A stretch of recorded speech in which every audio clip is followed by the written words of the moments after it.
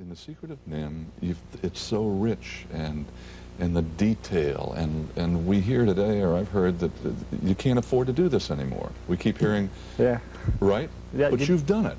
How have you done it? Well, you know what, I assumed right from the beginning that the people that were telling me that were possibly spreading rumors, and it wasn't true. So we just set about to find out, well, is it true? Can it be done? And we knew, because we started experimenting around in my garage with equipment and everything, and we knew that some of those things were so easy to put on the screen. Why had we stopped doing them at the Disney studio? So we indeed started putting them in there, and we found out that the cost wasn't that prohibitive. So you've been able to do what they no longer do at Disney, essentially? Is that right? Yes, that's true. We started to put contact shadows back underneath the characters and put little sparkles all over in the water and on the metallic images and on the little crystal images, and a thing we call many passes through the camera, which gives a very transparent look to the things that are on the screen. It creates the magic that you believe in.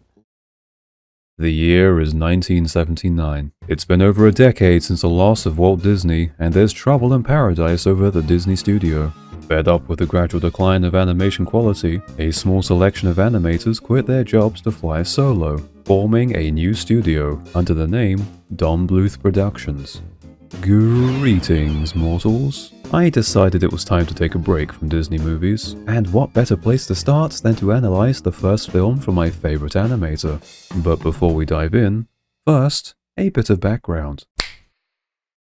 The animated adaptation of Mrs. Frisby and the Rats of NIMH would have likely never seen the light of day, if not for the renowned animator Don Bluth, whom I've already spoken extensively about in my prior movie breakdown. But even if you haven't watched that, which you should, you've probably at least heard of him already. His studio history of Disney is going to be relevant, because this film very nearly didn't happen.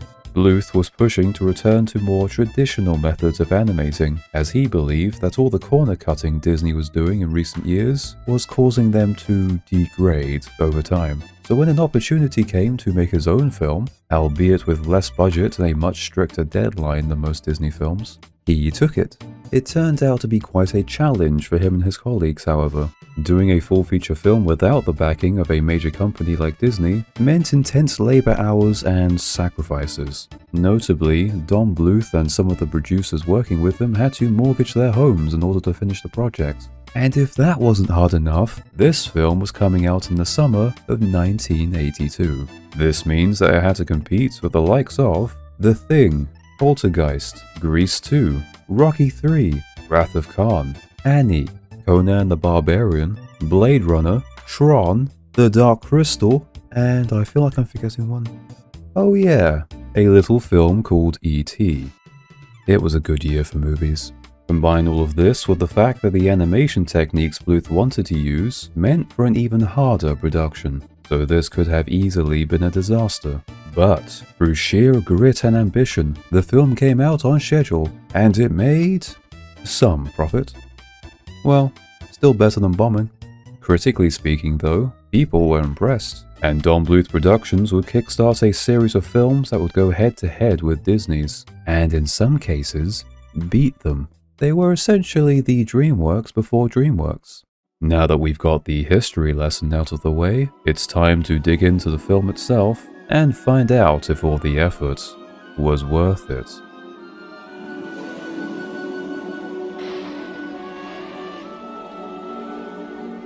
Jonathan Brisby was killed today while helping with the plan. If you're new to my channel, and this is the first video you've clicked on, welcome. Something I like to do here is talk about how important the beginning of a story is, because it serves as the hook into this world, and is your best opportunity to get the audience engaged. In this case, we have a recount of recent events, with a character we can't fully see writing what seems to be a journal, or possibly an epitaph of some sort, as he describes the death of someone called Jonathan Brisby. He goes on to have an internal monologue of several things, such as remorse for Jonathan's widow, something he refers to as the plan, and a place called NIMH, none of which is emphasized on. We are given a lot of information, but it's all incomplete, like pieces of a jigsaw, which is appropriate since the film we're watching is aptly called The Secret of NIMH. I have to give the makers credit for how this mystery is set up. They had the option of simply giving us a full explanation from this character, who we see from his signature is called Nicodemus. But they held back, making the audience wait for this jigsaw puzzle to be filled in organically. Hell, we don't even get a full picture of Nicodemus himself. We only ever see his hands as he writes, and a small glimpse at his face. This film is going to make you wait for answers in every aspect. Farewell, my friend. We fade into what appears to be a small farm, where we can spot a number of features in the background that stand out, such as this peculiar looking rock, a watermill, and a run-down harvester. I wonder if any of those will be relevant later. Only we find out that the harvester isn't completely run down, as we hear an explosion from the inside. Mr. Ages? Is anybody home? Go away! And here, we're introduced to two mice, Mrs. Brisby and Mr. Ages. Confounded machine. You never know when it's gonna up and blow. Yes. It's quickly established that this is Jonathan's wife, and our main character. Through this exchange, we can put together that Jonathan must have died only recently, meaning that the loss must still be pretty fresh for Brisby. I don't suppose you would remember me. Yes, you're Mrs. Brisby, and I'm sorry about your husband's death. Now, if you'd excuse me. It seems that the pair are both dealing with some dire problems, but only one of them divulges on what exactly. Mr. Ages, I know you don't like visitors, but this is an emergency. Please. Madam, that is an emergency. In a very natural dialogue, Mr. Ages agrees to help her, despite clearly being busy with his own troubles. Oh, Mr. Ages, my son Timothy is so sick. Timmy? And again, this is another perfect example of the film drip-feeding us information. As we see from Mrs. Brisby's point of view, the inside of the harvester looks more like an advanced laboratory with a lot of strange activity going on. This, combined with the intro, with Nicodemus writing with what seems to be, magic dust? Something weird is clearly going on. In contrast, Brisby herself seems quite plain in comparison to Ages. This is clearly not a normal sight for her either, with how she gazes around the room. And Mr. Ages is actually the one to deduce that her son has pneumonia. Pneumonia? It's not uncommon, but you can die from it. After asking her what his symptoms are, How high is his fever? He's burning hot to the touch. Yeah. He's soaking wet with perspiration. Does he have a chill? Yes, he does. Have you wrapped him in a blanket? Yes, and there's a raspy sound when he breathes. A raspy sound, you say? this paints him to be quite intelligent, especially since he whips her up a medical powder in no time at all, with his strange contraptions, all the while instructing her on what she must do to keep her son alive, without missing a beat. Your son must stay in bed. Bundle him up. Not to go outside. But how long must... 3 weeks. Now mix this powder in a broth and make him drink it. It'll bring down the fever. This is a very well-educated mouse, apparently. Their back-and-forth banter tells us a lot about their personalities as well. The way that Mrs. Brisby approaches the conversation is very timid, as if she knows how meek and annoying she must be towards him, needlessly saying sorry when she didn't do or say anything wrong. He cannot be moved for at least 3 weeks. But moving day is nearly here. You asked my advice and I gave it to you. I'm sorry. And since we're on the subject, I have to give a shout out to the voice actor of Mrs. Brisby, as whenever she speaks, she puts on a slight wobble to her voice. Mr. Ages, may I please speak to you? What? It helps sell the nature of this character being a timid one, and not only that, but she has this habit of holding her hands out in front of her, almost like she's constantly shielding herself. Mr. Ages, on the other hand, comes across as stubborn and downright rude. Now step inside, but keep your hands to yourself. I'm right in the middle of something very important. I understand. Oh, do you? Now, if you'd excuse me. Mr. Ages! Great Jupiter, woman, what do you want? The one with the spider bite? Oh, just give him some Pepsi-Cicero. No! Even with only a few lines, we can tell that he simply assumed that her problems would be far inferior in nature compared with his own. Oh, look at this mess. Oh, shoo, go on. Thank you once again. Shoo, go on now. and it's only because Mrs. Brisby cut him off and pushed the situation did he agree to help her. But, to his credit, he helps her out a great deal, and gives her something that may very well save her son's life. He's sick with a fever. Well, I suppose I could fix up something. Proving that he at least has some benevolence, despite how little he seems to want to do with the outside world. Clearly somewhat stressed with his own work, he makes her the medicine, seemingly with as little time as possible, and promptly shoves her outside, not even entertaining so much as a thank you. So much. Goodbye. And that's all we get for now. There seems to be something much bigger going on than just Mrs. Brisby's plight with her son, but it's her story that we follow. Despite being in dire need of returning home, she still takes the time to help out a complete stranger, as on the way, she sees a crow caught up in a massive string. You didn't frighten me, I was just sort of working out.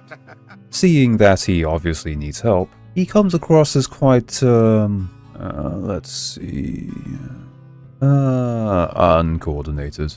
A stark contrast to her interaction with Mr. Ages. The dynamic between these two reminds me more of a parent and child. More like you're all tangled up. I'm working on a love nest for two. You know what I mean? Oh, I see. You have a girl. Come back down here. He'll see you for sure up there. Which makes sense, since we already know that she's a mother. We learn from Brisby that a cat called Dragon also lives on the farm, explaining her need to be quick and quiet when moving about. This also tells us that Jeremy must not be one of the local farm animals. Way down in my wishbone. What cat? Dragon. Despite her best efforts to explain the danger, he, of course, attracts Dragon right to them. Excuse me for me. Holy shit. Leave it to Don to exaggerate the evil factor in something as simple as a bloody cat. Look at this thing. He's a monster. He barely even looks like a cat at all. Now, I know what a lot of you would probably say, that it's just one of those quirks you often get with animation, where something's exaggerated to be as scary as possible, or as silly as possible to achieve some desired effect. And if it sounds like I'm making some sort of criticism here, I'm not. Actually, it does make sense that Mrs. Brisby would see Dragon this way. We're watching these events from her POV, and to her, or a bird like Jeremy, Dragon would look like a monster that induces sheer terror. You were scared. Oh, fiddlesticks. Hold still. He's a natural predator to them. It wouldn't make much sense to have him look like this. As for him being so big and scruffy, he seems to resemble a Maine Coon, a popular cat for pest control in America, so it's actually very fitting. Kudos. In fact, Don seemed to enjoy this cat's design so much, he'd go to reuse it in his later works. The scene switches from a light-hearted comedy to a panic-inducing escape. Visually speaking, there's a ton of techniques being used that sell just how much danger Mrs. Brisby is in, other than her expressions. The camera angles were more or less balanced when it was just Mrs. Brisby and Jeremy talking. Even though Jeremy is much larger than she is, he doesn't come across as intimidating to the audience. But now, it's a mixture of ground-up shots and Dutch angles. Viewing from the ground upwards makes Dragon appear even bigger, and the Dutch angles give the shots a sense of instability. The string! Quick! Grab the string! It ends with a close miss from Dragon, probably owing to poor depth perception, what with the one eye and all. And he and Brisby plummet into the stream below, giving her a window to slip away. And last, but not least, this scene has a great use of colour. We started with yellow and orange hues, giving the scene a sense of warmth, but quickly switched to a red sky when Dragon appeared, a colour that's commonly associated with danger. Then, as if to signal the end of the chase, the dominant colours briefly switch to green when Mrs. Brisby splashes into the water.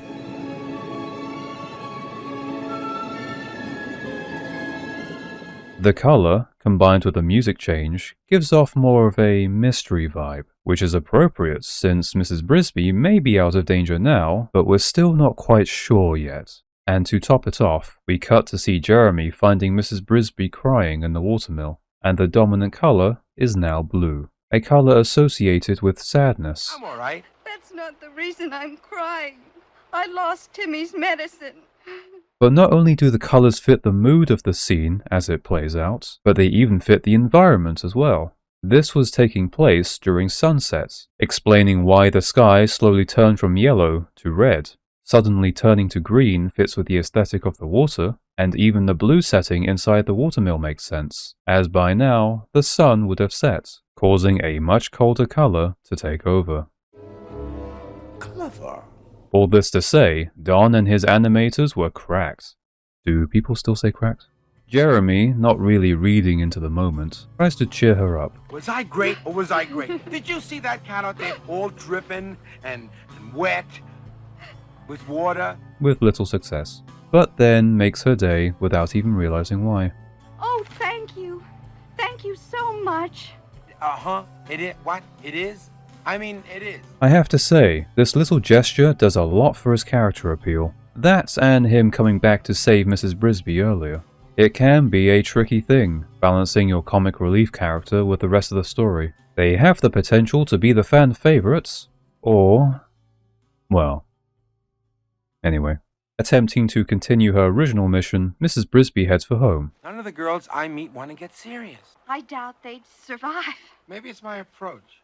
Say, you were a girl once. Oh yeah, nice going, Jeremy. Yeah, great riz you have there, Jeremy. Can't imagine why your luck with women hasn't been too good, Jeremy. Jeremy. We fade into the Brisby residence, where her other children are worried about her absence. This is just a very small note, but it really shows Mrs. Brisby's compassionate nature when she stopped to help Jeremy, when she has multiple children at home waiting for her. Other than the Brisby children, we're also introduced to Auntie Shrew. Thank you, child. I must speak with your mother. Through her interaction with the kids, we learn quite a lot of things that I find interesting. Seemingly in distress, the Shrew invites herself in, and from her words, she paints herself to be a sort of surrogate mother figure to the local farm animals. That I alone should be responsible for the welfare of the entire field is monstrous. At least that's what she implies. But from Martin's snarky outburst, why is she always coming around here poking her nose in where she's not wanted? It seems that she's more of a type who pushes her way into people's private affairs, as this seems to be a regular occurrence. Oh, Auntie Shrew. Oh, Auntie. Oh, no. She also has this air of being stressed out, yet it's just a little bit too dramatic. She's not here.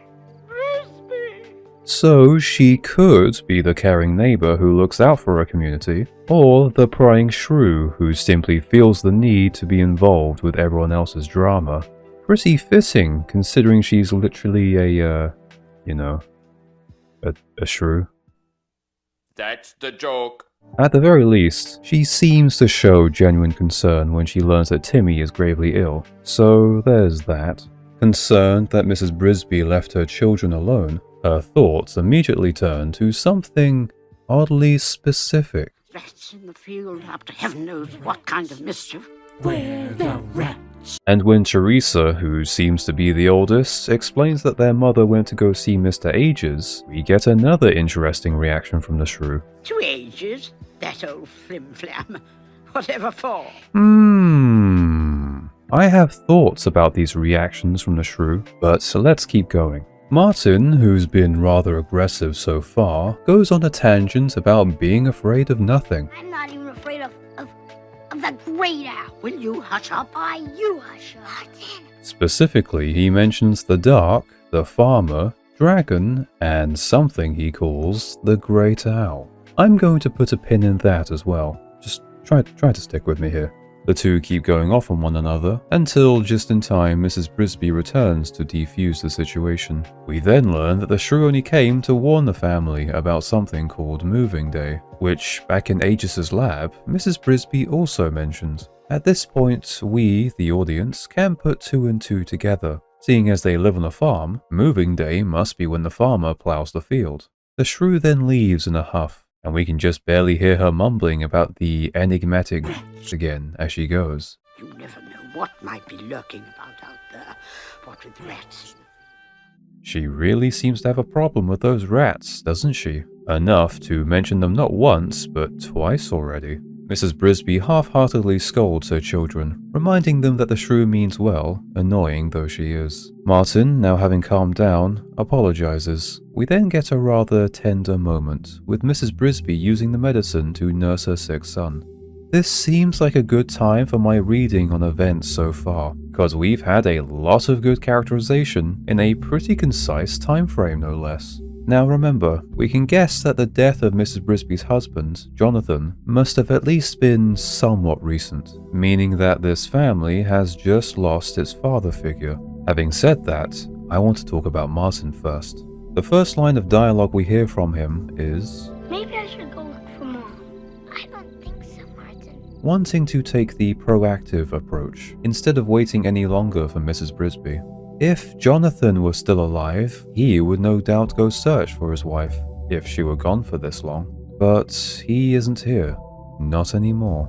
Despite still being a child, Martin is the next oldest male. And through his actions in just this brief scene alone, we can tell that he wants to protect the family, in his father's stead. This would explain why he acts out when Auntie Shrew comes around, constantly trying to buff his own ego and stating how nothing scares him, even though he's getting ignored through most of his outbursts. She's not here. She left you children alone then? I'm old enough. Cynthia, dear, don't fidget. You're so like your mother. I ain't scared of nothing. He has to prop himself up as someone who can take care of everyone because he feels he needs to. The shrew is doing the same thing, in her own way. She clearly feels the need to look after everyone in her community, so naturally, Martin's not going to appreciate her meddling. In his mind, he's the responsible protector when their mother is away, not her. And the shrew constantly speaking to them like children, because they are children, doesn't help matters for Martin. Monster! Bossy bullfrog. Spoiled brat. Loudmouth. Oh! And to top it all off, that list of things he's supposedly not afraid of, I'm not afraid of the farmer. I can't hear. I'm not even scared of dragons. those were very likely the top key dangers that their parents would have warned the children of, above all others, as if to emphasize how capable he is. Teresa appears a bit more mature and level-headed, either because she's simply the oldest, or that she's trying to replicate what her mother would normally do. She politely greets the shrew and takes her scarf for her. She answers her questions honestly. Why 2 ages? Timmy's sick. Timothy is very ill.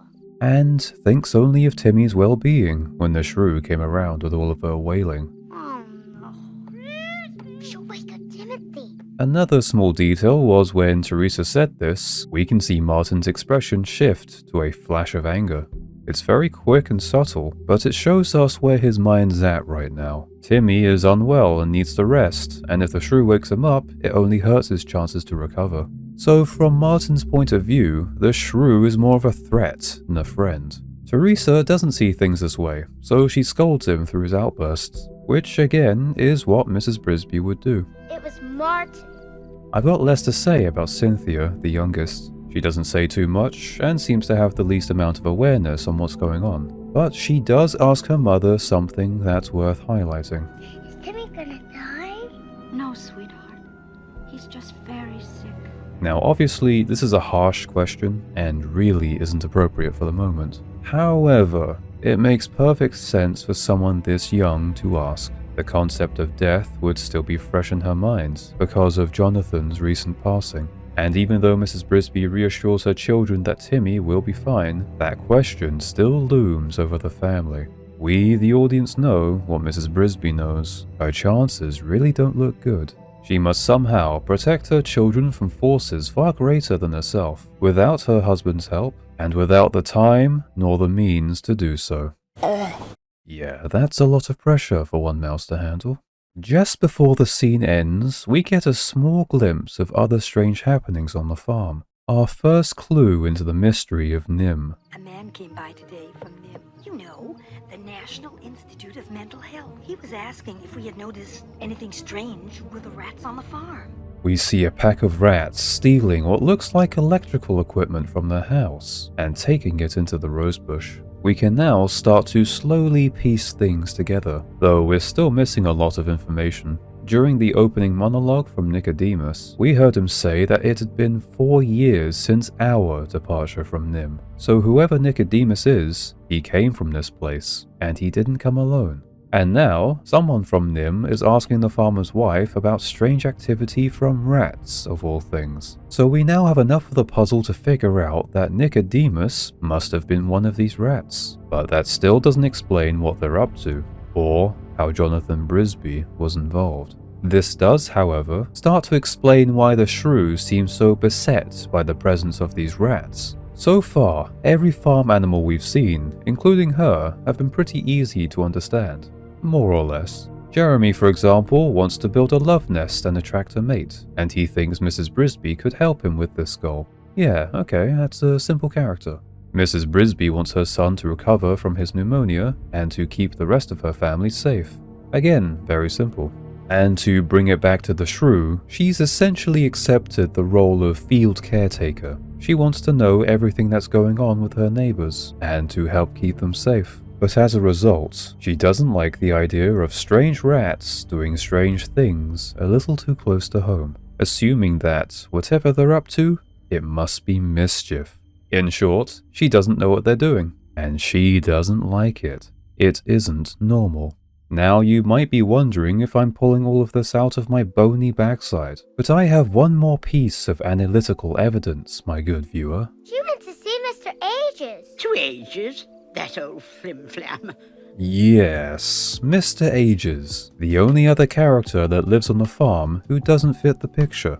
Is it any wonder why Auntie Shrew might not like him very much? I also really doubt that it's a coincidence that her nickname is Auntie Shrew. From her perspective, the animals of the field are like her extended family. Whether they actually care to be or not, we don't really know. But we do know that Mr. Ages, the recluse that he is, would hardly tolerate someone like her, inviting herself in and asking questions. Now step inside, but keep your hands to yourself. And since Mr. Ages lives in the same field as the shrew, it's reasonable to assume that she may have already tried to do just that. In fact, she might be the reason he put up all of those signs. I'm also going to point out her word choice for Ages. Flim-flam? I thought that this was just a simple, backhanded insult, until I looked up the definition. It's a pretty old-fashioned thing to call someone, but essentially it means swindler or con man. Someone who tricks others. Even this much is interesting. Remember how the shrew didn't know that Timmy was ill at first? This means that Brisby chose to go to Ages for help, and not the shrew. The shrew has proven to have no small amount of pride, seeing how easily Martin got under her skin. Well, that will be quite enough, thank you. So learning that Mr. Ages, the loner weirdo, was picked for help over her must have stung. Her reaction to learning this is pretty telling to what she must think of him. Someone who works on secret projects with loud noises, with absolutely zero interest in being part of the farm society. That's not someone you should rely on for something as important as saving your son's life, especially not when there's a hard-working, honest, and reliable shrew, such as herself around. Brisby! Oh boy. That's a meaty mouthful. We're what, 20 minutes into the film? There's an impressive amount of depth to these characters, and it feels like we've barely even gotten started. We transition to the following morning, and despite it now being daytime, nearly all of the color has been muted and washed out, which is a total contrast to the amount of color that was used in the previous scene, even though it took place at night. This is our first clue that something is amiss, but then a sound breaks the eerie silence that confirms it. No character has said a word yet, but we know exactly what's about to happen.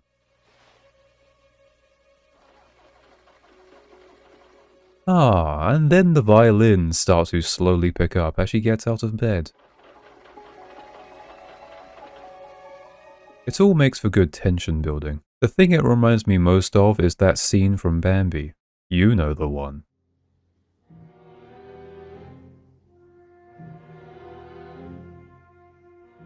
Knowing Don's career background, I can't help but think that he took direct inspiration. The shrew finds Brisby and tells her what we've already figured out. moving day. It can't be. It certainly can. I don't suppose you've packed. But giving them no time to think, the farmer starts the plow, setting off the shrew in a state of panic. Strangely, despite all of her efforts to warn the entire field about moving day, this seems to have caught even her off guard, which might imply that the farmer was early this year. With no options and literal seconds to spare, Mrs. Brisby makes a shocking move to charge headfirst at the plow, in a very desperate attempt to stop it. You're out of your mind! Brisby! Having absolutely no idea what she's doing, she can only hand the rest of her children to the shrew, in the hope that at least they'll survive. Now, because we're the audience, we've got a good grasp on both the current stakes and Mrs. Brisby herself, thanks to all the good characterization we've had up until now. So, that begs the question, how exactly is she going to get out of this? She's shown that her strongest quality so far is her kind and selfless nature, but that's not going to help her now. To only prove my point, as soon as she makes it to the top of this metal monstrosity, she freezes, locked in fear, and can only cling on for dear life. In a twist, it's not our main character who saves the day, it's the shrew who had followed her. She manages to find something important to sabotage just before the Brisby house gets pulverized. The shrew finds Mrs. Brisby still shaking from the event. Knowing full well that the stunt they pulled only delayed the farmer, she breaks into a fit of despair. I wish Jonathan were here. Well, he's not. Stop it. What am I going to do? We'll think of something.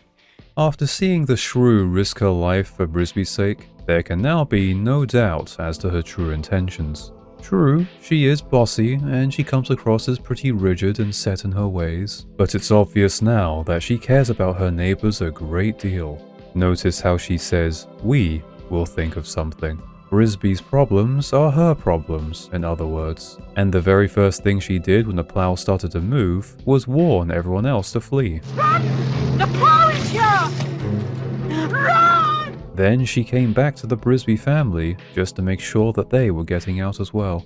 This all flies past pretty quickly, but it's these little character moments that add up over time, that paint a clear picture of her person. It all boils down to simple but solid writing, and there'll be plenty more to cover as we go. Also, to note something interesting, the shrew doesn't humor Brisby when she cries for her husband. Instead, she quickly gets her to snap out of it. Stop it. But then she softens up after Brisby asks what she should do. It makes sense. Thinking about what to do next is practical. Wishing that your dead partner was still alive isn't. It's something you'd expect from a character who has a bit more life experience. Come on, let's get out of here. Now, one point of criticism that some may have is the fact that Mrs. Brisby chose to do nothing, instead of following the shrew's advice and leave the field.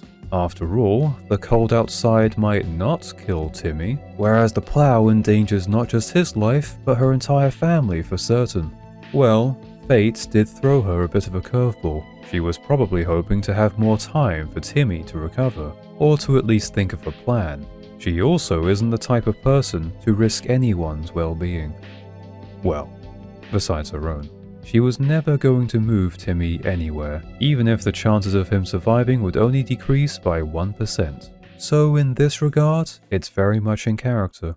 As the shrew calms her down to discuss options, we see the perspective shift and we hear a familiar voice. Jonathan, your wife, I fear, is in desperate trouble. It appears that Nicodemus has been watching Mrs. Brisby, perhaps ever since the prologue. Remembering what he said before, Jonathan was a dear friend. I am lost in knowing how to help his widow. Perhaps best that I do nothing at present. She knows nothing of us or the plan. He apparently wants to help Mrs. Brisby, yet seemingly hasn't reached out to her in any way. For what reason, we don't yet fully know. Through the strange device, both we and Nicodemus listen to a shocking solution from the shrew. The great owl would know what to do about this. You must go see him. I say shocking because this is coming from her, of all people, the one character most concerned about keeping people safe. That she would suggest going to a literal mouse killer for help, as opposed to, I don't know, Mr. Ages again. Or maybe even those rats, since they would presumably be the only ones left in the field at this point. The Great Owl was already foreshadowed to be an infamous figure in their world, sharing reverence alongside Dragon and even the farmer. But no, the shrew came to this conclusion herself, that this owl would not only be Mrs. Brisby's best option, but her only one. Do that. Owls eat mice. Well, my child, show a little courage. We're fighting for Timmy's life. She doesn't even consider Mr. Ages, or the rats. I don't think that was by mistake. We'll come back to this. Through Nicodemus's mysterious looking glass, we get a neat little scene transition. Not only does it look cool, but it implies that he'll be continuing to observe Mrs. Brisby on her quest, as she and Jeremy head off into the woods to find the Great Owl. He'll know just what to do about everything. Owls eat mice. Only after dark. We've already covered a good chunk of animation design so far, but there's still a lot more I could highlight. This one is minor, but the backdrops used here are excellent for visual information. Everywhere we look, we see deep shadows and twisted shapes. It gives us the impression of how old, untamed, and wild this place is, with all the trees seemingly growing over one another. Nothing like the farm that our small heroine is used to, and even that place had its fair share of lurking danger. But here, a timid mouse and a goofball crow stand out like a pair of sore thumbs, and they know it. That must be the owl's tree over there. A nice touch is that Jeremy whispers to Mrs. Brisby, because even he, with his loud and clueless personality, can recognize what kind of place he's in.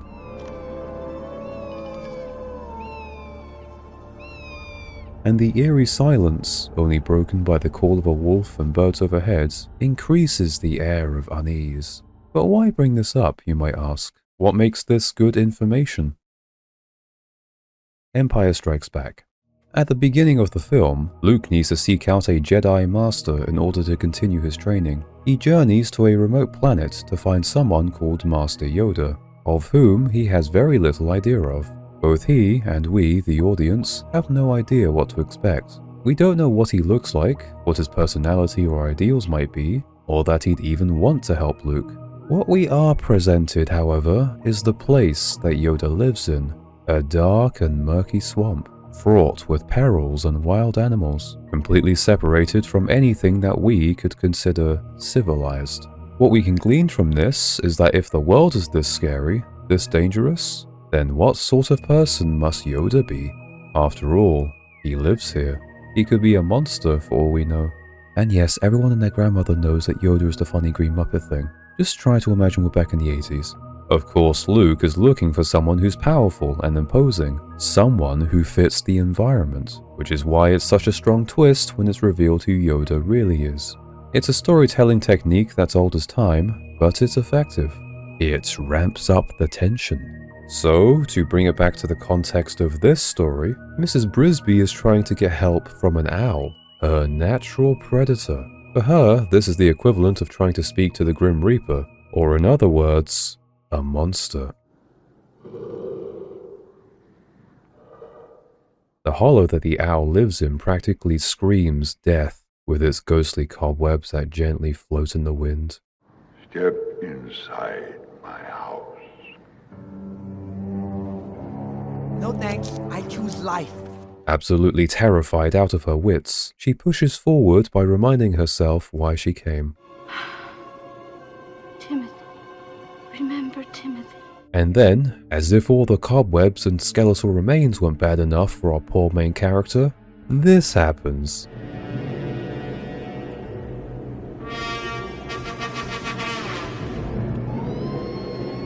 Ew.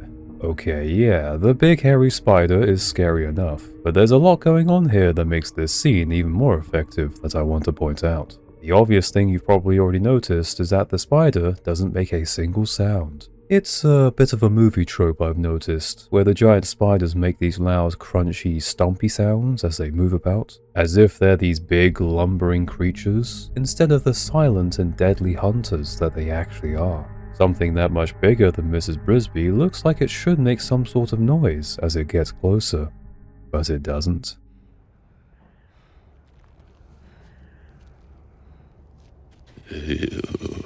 There's also the way it moves. It doesn't walk like the other characters in the film do. Any of you who are fans of animation will know of a technique called squash and stretch. It's what breathes life into animated characters as they move, giving them a certain sense of exaggerated weight, and makes them much more interesting to watch. Don Bluth takes this technique to the next level. All of his characters have this sort of springy, charming bounce to them, and you can tell when something was drawn by him for how consistent the style is in all of his works. The same goes for every character we've seen in this film as well, to the point that we're accustomed to it. But the spider breaks the formula, which is why it's so uncanny. It doesn't squash nor stretch. In fact, its body remains completely static. And as the cherry on top, we have this very brief framing shot, as we see her through a gnarled root that forms a circle, as if to tell us that the spider has her in its sights. Clever. There's a ton of visual information that's telling us just how much danger Mrs. Brisby is in right now. So much so that we almost forget what else lives here.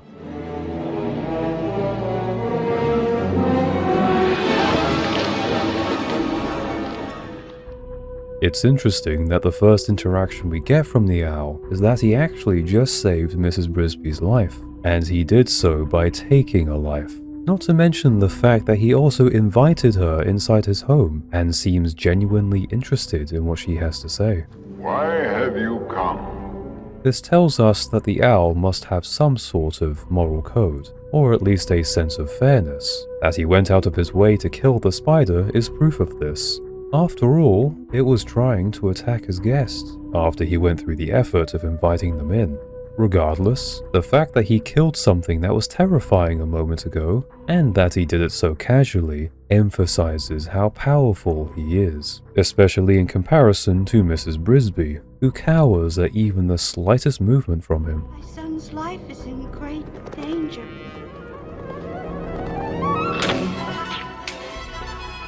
Mrs. Brisby explains her problems to the owl, hoping that he might have an answer.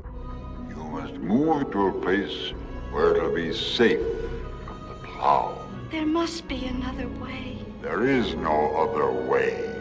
Since we're on the topic, let's talk about the dilemma with Mrs. Brisby's house, because I used to think it was a bit of a plot hole that the field animals would choose to live there at all, if they have to flee their homes year after year. But actually, it makes a lot of sense for them to live in a farmer's field, because it means safety. For a small animal, the world is a dangerous and scary place. Mrs. Brisby left the farm for only a short while, and nearly got killed. Imagine if Jeremy wasn't around to give her a lift, and she had to make her own way through the woods. Other than the farmer's cat, Dragon, the field is free from predators, so having to temporarily vacate when the farmer plows the field now and then seems like a small price to pay.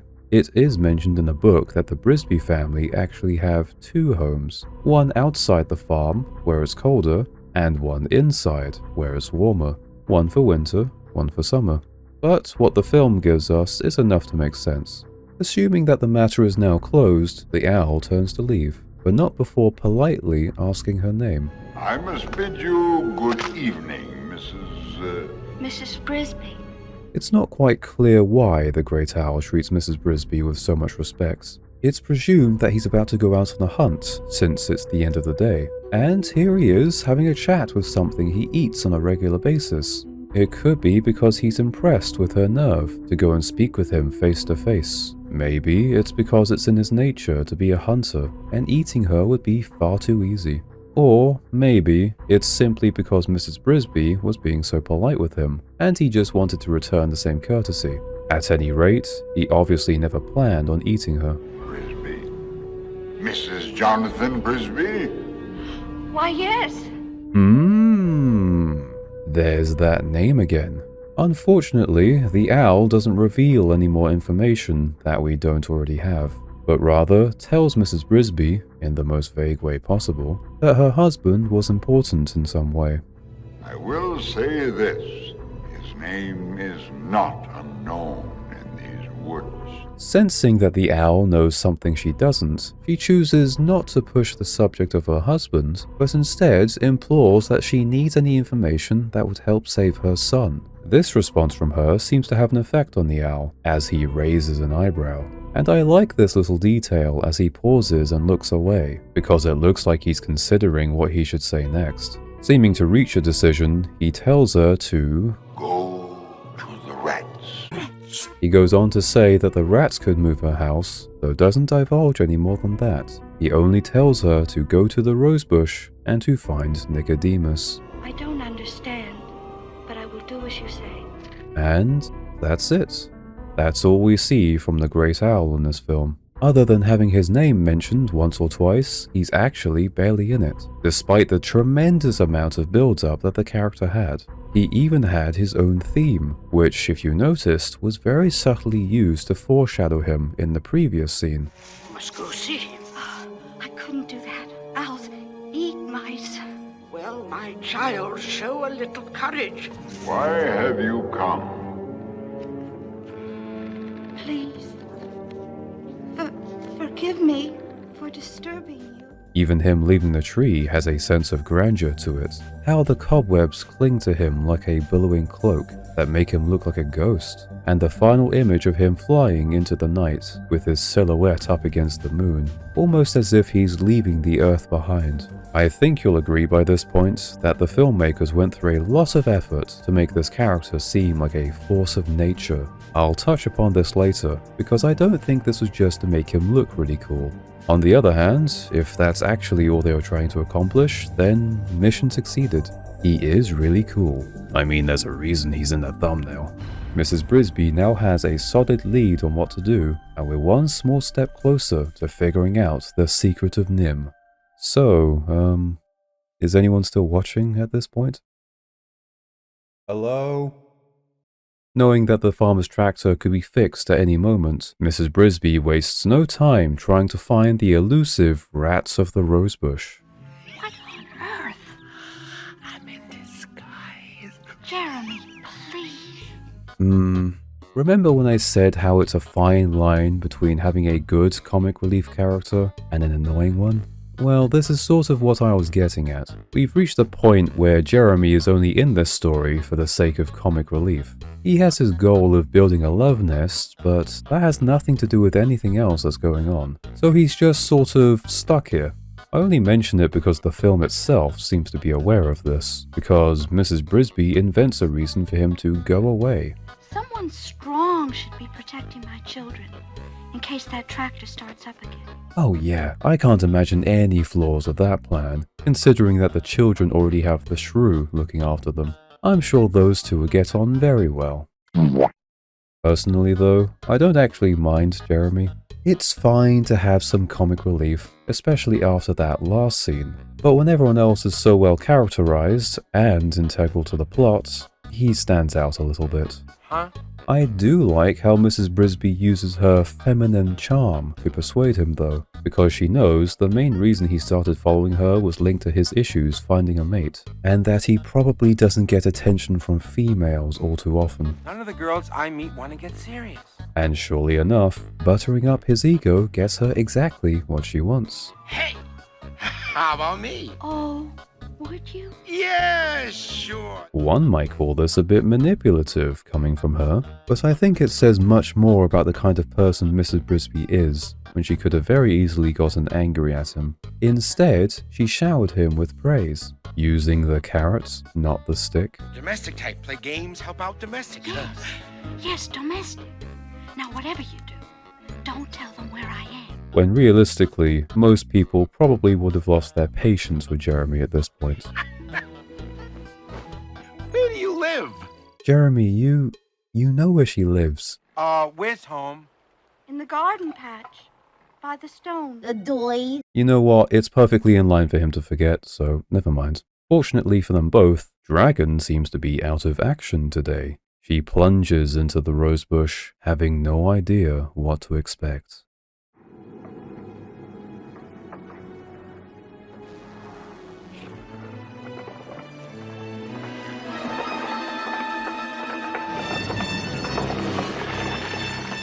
So within the first few seconds of this place, we see something really bizarre. Jolts of electricity in the background, roots bending by what seems like borderline magical means. But we have seen things like this before, whenever Nicodemus was on screen, and we can assume that he's watching Mrs. Brisby right now, as she draws closer to him.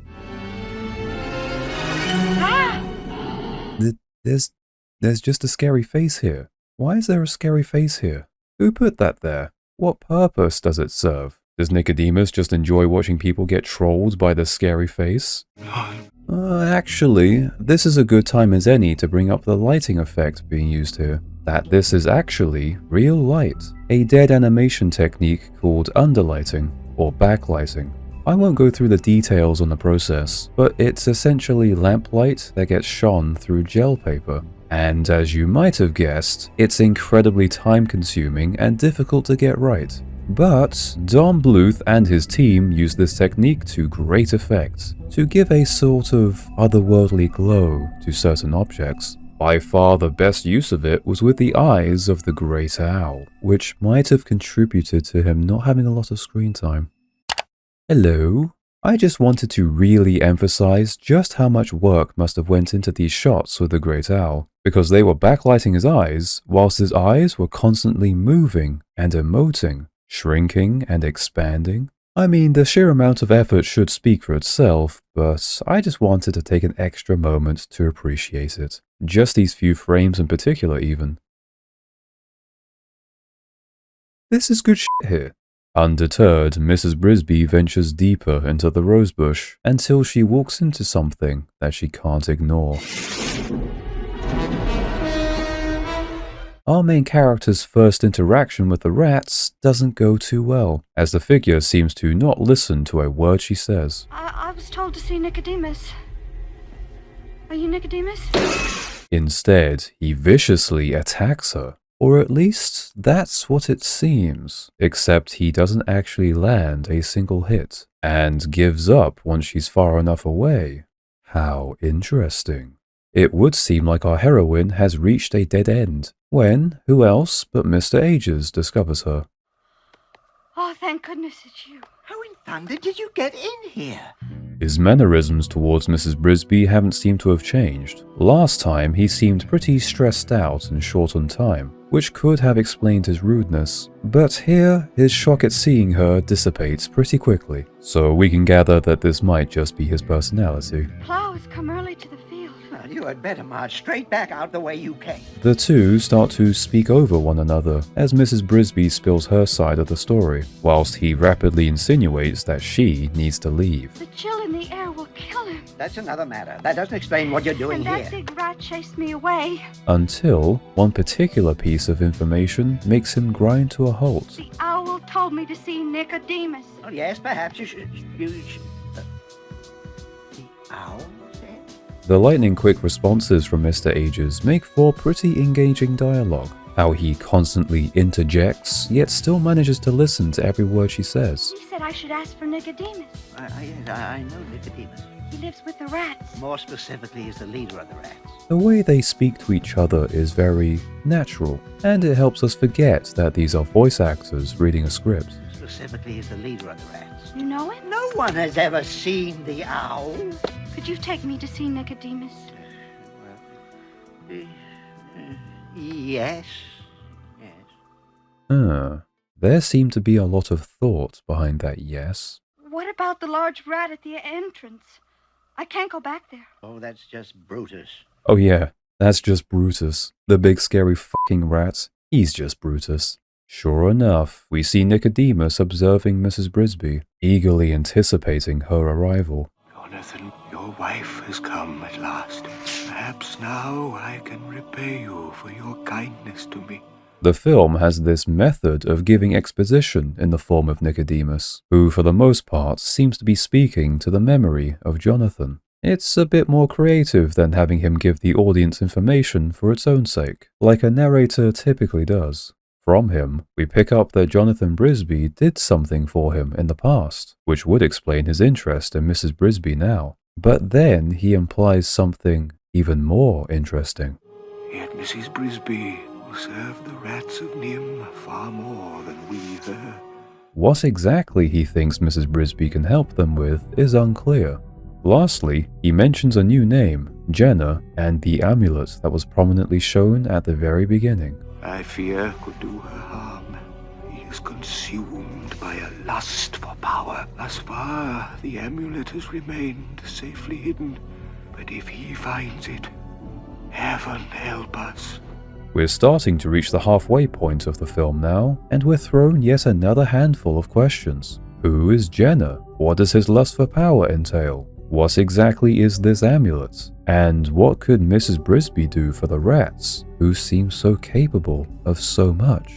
As Mr. Aegis leads her through the rosebush, he beseeches the importance of secrecy regarding everything she sees. If any of this ever got out, we'd have humankind bulldozing their way down here to blow the place apart. This is a very realistic expectation, because that's exactly what would happen if humans knew what was going on here. A key element that makes this film's story work so well is its sense of realism. Take a look at what's happened so far. The son of our main character's life is at risk due to a fairly common illness, but mice don't have the same luxuries that humans have, like, say, antibiotics. So it's critical that he simply stay in bed and stay warm. But we know that can't happen because the mouse family lives in a cinder block, which is in the direct path of the farmer's plow. Even if, by some miracle, Timmy didn't get pulverized by it, the house certainly would. And without the warmth of the cinder block, Timmy would still die. It sounds like such a simple problem, but when you're a mother mouse, it's a hopeless situation. Sure, there are fantastical elements at play, like the fact that these animals can, talk and wear clothes and all that crap. But the film treats its story very seriously despite this, which helps the audience take it seriously.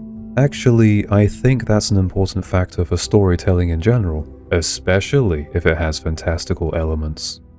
Maybe this topic should be its own video. As the two move on, Mrs. Brisby admires the handiwork of their lighting system, which as we can see is completely made up of Christmas decorations, a small payoff for when we saw the rats stealing the fairy lights earlier. It also highlights their creativity.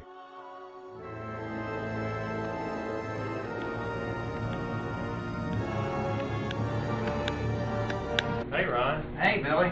Like the total opposite of the encounter with Brutus, this is how we get introduced to Justin. My dear, may I present Justin, the captain of the guard? He, like the great owl before him, is surprised to find out that she's Jonathan's widow. How beautiful. Ma'am? The lights. They're quite lovely. What? Mrs. Brisby? More like Mrs. Risby. Even from this little interaction we've had from Justin, we get a pretty solid idea on his character. The first thing that stands out about him is how shockingly laid back he seems to be, with his polite manners and how he always walks with his hands behind his back. His introduction was a fitting twist, because we're expecting every character we meet here to be more like Mr. Ages, if not worse. But Justin doesn't seem to be bothered at all that a stranger is walking around. Mr. Ages, on the other hand, broke into a fit when he found Mrs. Brisby, and that was despite already knowing who she was. One way or another, these two characters are part of the same faction. You'd think they'd all share the same ideals and attitudes, but clearly, they don't. This tells us that this secretive group of rats is probably quite diverse. There's been a bit of a pattern here, don't you think? We've had two examples of the rats so far. One had absolutely nothing to say and responded with violence, but the other was friendly and charming, with his introduction to the story being a practical joke. Kind of like how the rosebush was terrifying and unwelcoming for Mrs. Brisby at first, but when she pushed on, was met with beautiful, wondrous imagery. Coincidence? Maybe. Let's continue. Now accompanied by Justin and Mr. Ages, we get a large swath of information all at once. Spurred on by the simple compliment that Mrs. Brisby made, the two explain to her that the rats have been stealing electricity from the farmer for quite some time. We've had electricity for 4 years now. 5. However, they, and presumably the other rats as well, are not comfortable with this way of doing things. But you see, our shame is that we're stealing it from Farmer Fitzgibbons. Stealing? All of that is going to change. And they mention that they have a plan to where they won't need to steal anymore. However, it seems that whatever this plan involves, it doesn't suit everyone. Oh, yes. Well, why did you send for me? It's Jenner. He's at it again. There blows an ill wind. He's before the council now. This time he's attacking Nicodemus openly. And the plan, no doubt. This scene is pretty brief, yet it's packed with things to talk about. And you can bet that we'll be coming back to it later. Nothing will come of it. It'll pass. Beware, boy. He's dangerous.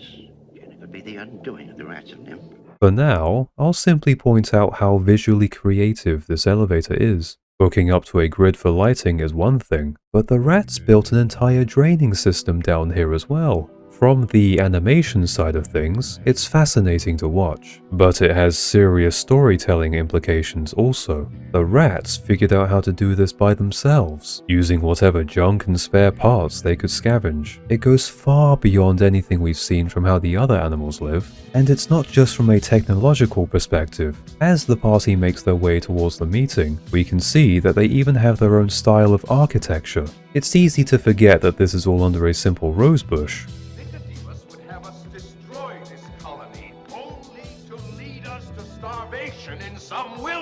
We have everything we need right here. You mean we steal everything we need? Ooh boy. Okay, I'm gonna sneak in as much dialogue as I reasonably can, because now we're getting to the good stuff. If we stay here, humans are bound to discover us. They'd destroy us on the spot. I agree. He's right. Not if we got them first. He means war. We'd be outnumbered. We're now slowly being painted a picture on what these rats are doing, and what their problems are. In essence, they're simply trying to survive from humans. At least that's what it appears to be. They all share the same worries as Mr. Ages, that if humans discovered that there was a group of not only intelligent, but highly capable rats, it would cause mass global panic. There would be scientific curiosity from people to be sure, but the matter of safety would be the first thing to run through their minds. Humans have the luxury of being the only sentient creatures on planet Earth. But to suddenly introduce a new race of intelligent beings, even ones as small as these rats, would create far too much uncertainty for people. That, if they're capable of making all these things in just a handful of years, what else are they capable of? How long until they start making weapons? Ironically, what the rats are doing right now mirrors what humans would probably do if they were discovered. This is madness. This is politics. Jenner seems to be spearheading the motion against the plan, and from all the heated debating from him and the council, we finally learn what it actually is. Listen. Moving to Thorn Valley is a good plan. Hear me. The Thorn Valley plan is the aspiration of idiots and dreamers. It does make sense for them to leave, if close contact with humans is just too risky, but it sounds like it means starting their society nearly from scratch, which would be difficult. They would first have to travel to this Thorn Valley, wherever that is, where there could be countless predators to avoid. Leaving the farm means resources would be more scarce, not to mention that they would have to destroy a lot of the things they've built. Because if you're trying to stay hidden, you can't leave a paper trail. The rats have a lot going for them here. Free electricity and resources make things way easier. He may be doing it in an aggressively theatrical way, but Jenner's side does hold some weight. There is a third option that they could take, however, and it's not one that gets mentioned. The rats could just do what everyone else does, and live as the other field animals live, such as Mrs. Brisby and the shrew. Give up on technology, electricity, and anything else that would make them stand out. And if humans were to ever come to investigate, they would only see common garden rats. But it doesn't get brought up by any of them, even as a consideration, despite Jenner implying that they should consider war as an option, which is way more extreme. We were just talking about you. That's refreshing, Jenner. Usually you're screaming about us. Justin introduces Mrs. Brisby to the council, which gets their attention, but not for long. Jonathan Brisby is dead. She's not one of us. Send her away. Let's get back to business. Wait. However, the atmosphere in the room changes when Mr. Aegis brings up the Great Owl. He has told her that we could move the Brisby home to safety. This is interesting, because it seems as if Mr. Aegis knew it would cause this effect. Back when it was just the two of them, he was adamant about trying to get Mrs. Brisby to leave. He knows all about her problems, and how desperate she is, and we know that he's the type to help her, if he could. But despite this, he was very much in the mind of getting her to leave. The one thing that made him reconsider was this. Owl? You say you saw the owl? Yes. No one has ever seen the owl and lived to tell about it. And after this, when Mrs. Brisby pushed him to help her find Nicodemus, he agreed. This knowledge of how she was sent by the Great Owl of all people clearly made him think that he could use this as leverage to give her an audience with the others. At the very least, it would get their attention. This either says a lot about the rats, or how Mr. Aegis views them.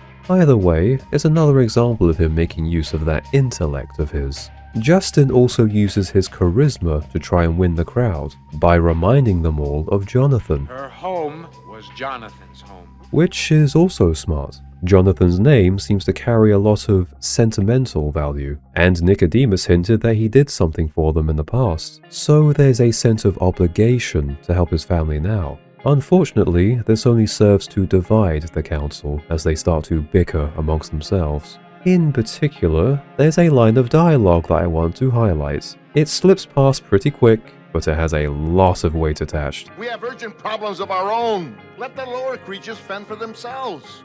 Oh yeah, we'll hang on to that one. Wait, my friend. I smell an opportunity. It's Jenna of all people that salvages the situation, and now, with his backing, the other rats begin to agree. Maneuvers of this nature are dangerous. Accidents could happen. Accident. Okay.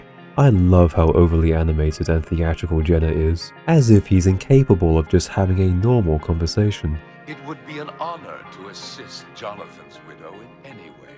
We are but your humble servants. Look at him. Look at this goober. I'm sure he's not evil, just very, very silly. You know, like real-world politicians. Although Mr. Aegis suspects ulterior motives from Jenna, the three move on to...